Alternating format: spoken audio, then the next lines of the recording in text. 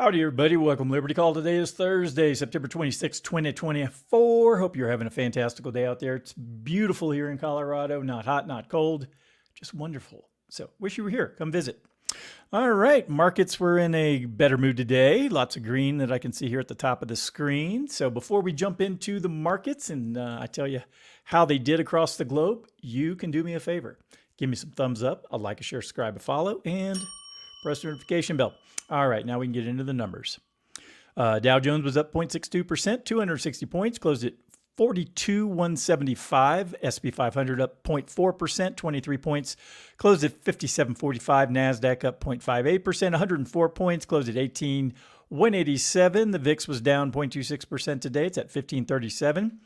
Canada up 0.54, Brazil up 102%, and Mexico up 0.68.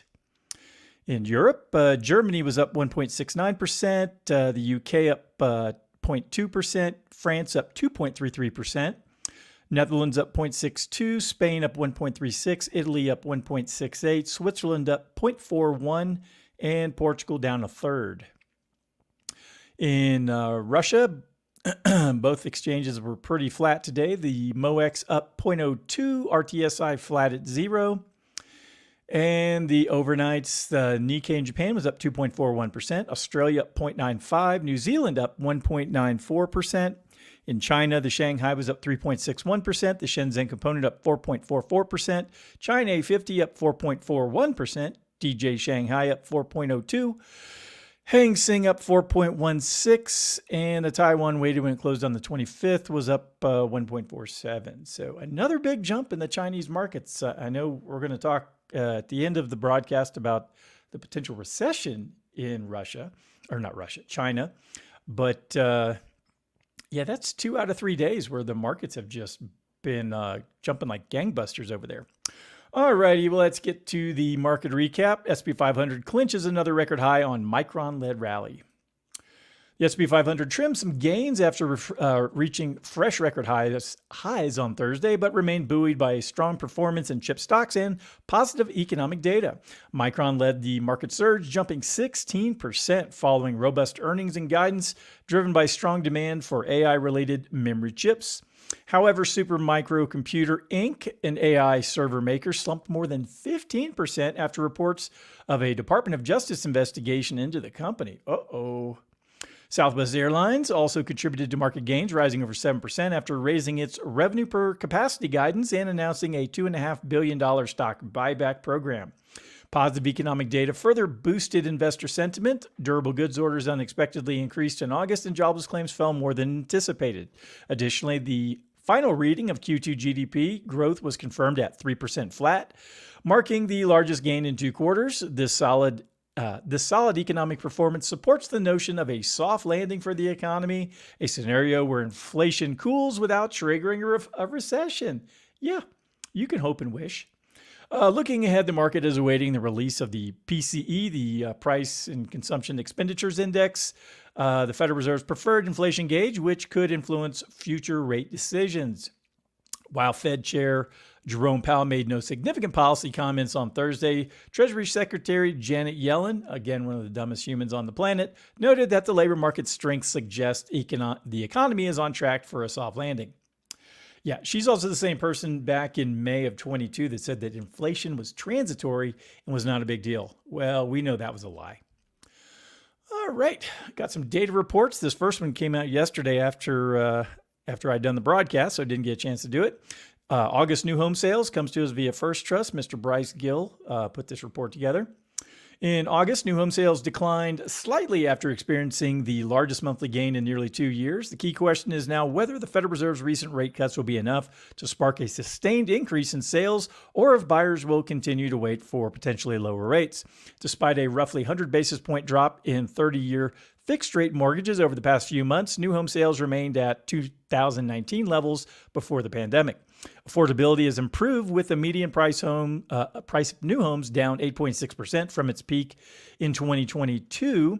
This decline reflects a mix of smaller, lower-priced homes entering the market, along with a slight drop in price per square foot.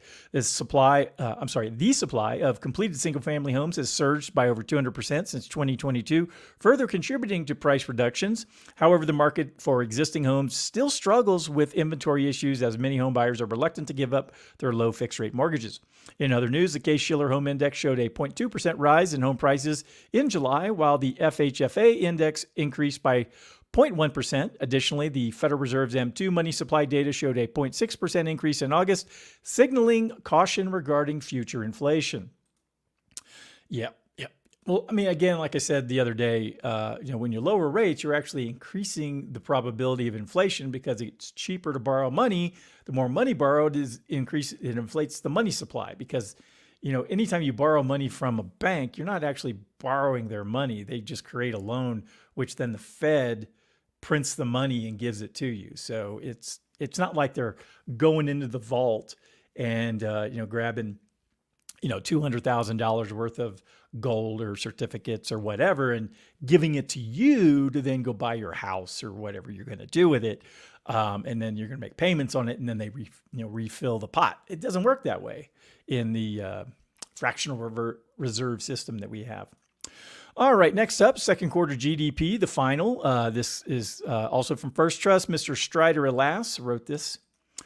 All right. The final reading for U.S. real GDP growth in the second quarter remained steady at 3% annual rate, although the underlying components revealed a weaker mix. Consumer spending, business investment, and net exports were revised downward, while inventories and government spending saw upward revisions. Yeah, we need more government spending. Core GDP, which excludes volatile factors like government purchases and international trade, grew at a 2.7% annual rate, slightly below the prior estimate of 2.9%. A comprehensive update from the Bureau of Economic Analysis revised the past GDP data, showing an average annual growth of 5.5% from Q2 of 2020 to 2023, up from the previous 5.1%. Corporate profits also saw a significant upward revision for Q2, rising 3.6% from Q1 and 10.8% year over year. Excluding Federal Reserve profits, corporate profits increased by 9% even. Real gross domestic income, an alternative income or economic measure, was revised higher to 3.4% annual growth rate and is up 3.5% year over year. Inflation remains persistent, with the GDP inflation holding at 2.5% annually in Q2 and 2.6% over the past year. Nominal GDP, which includes both real growth and inflation, rose at a 5.6% annual rate in Q2 and 5.7% year over year. So, the GDP numbers look good, but the inflation numbers still look high, in my opinion. But, what do I do? All right, last report here. August durable goods, also from First Trust. Mr. Andrew Opdyke created this report. So let's see what's going on here. Durable goods orders remained unchanged in August, outperforming forecasts despite a sharp 7.5% decline in aircraft orders. This drop in transportation was offset by a 0.5% rise in non-transportation orders, led by electrical equipment at a positive 1.9%, fabricated metal products, a growth of 0.6%, and machinery, a growth of 0.5%. While overall orders activity was solid, underlying data suggests potential economic weakness ahead. Core shipments, a critical measure of business investment in GDP calculations, barely increased by 0.1% in August and after a 0.4% decline in July. If core shipments remain unchanged in September, they would fall to a 1.8% annualized rate in Q3, marking the third decline in 4 quarters. This points to softness in business investment despite overall positive GDP readings. Durable goods orders have struggled to keep up with inflation, rising just 1.5% over the past year, with non-transportation orders up only 1%. This suggests that economic growth may face headwinds due to the Federal Reserve's tightening monetary policy. On the employment front, initial jobless claims fell 1,000 to 218,000, while continuing claims rose by 13,000 to 1.834 million, indicating ongoing job growth in September. All right, so that's a lot of data we just covered. Let's get to one last article here. It comes from the Mises Wire, China on the Edge of Recession, and this was written by Peter St. Onge. So let's see what he has to say about China. All right. In Mr. St. Onge's article discussing China's looming recession, the first non-COVID related one since 2008, key economic indicators show significant contraction, with manufacturing declining for the fourth consecutive month, reflecting a backlog that could soon collapse. Manufacturing and the property sector, which together constitute two-thirds of China's economy, are both in decline. Office vacancies in major cities like Shanghai and Shenzhen are even higher than during the COVID lockdowns, driven largely by layoffs rather than work-from-home trends. Foreign investment has plummeted by a third as President Xi Jinping's authoritarian policies push companies to relocate to safer countries like Vietnam and Mexico. Youth unemployment is a growing issue, with nearly 1 in 4 young Chinese jobless, and the influx of new graduates will only exacerbate the situation. Public discontent is rising, marked by protests and strikes across various sectors, including construction and manufacturing.